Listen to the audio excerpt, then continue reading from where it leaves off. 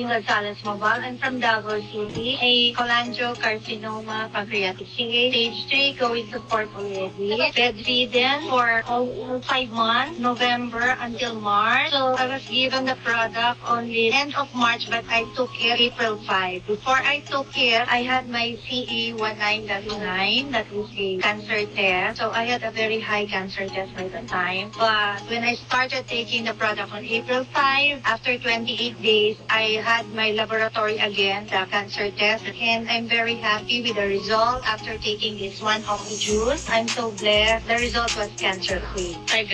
So, as a nurse, I believe na hindi lang chemo ang gamot or any radiation, but the supplement of the one of the juice could really help us. Dahil kompleto na siya, it's 15 in 1. Nandito lahat. Pinagalo-halo ang mga sangkap na very good for cancer, tumor, diabetes, and other diseases po. Yes. Very nice to take this one, the product, that is really good for any ages. Kaya dito na po tayo, one of the juice po. Ayan.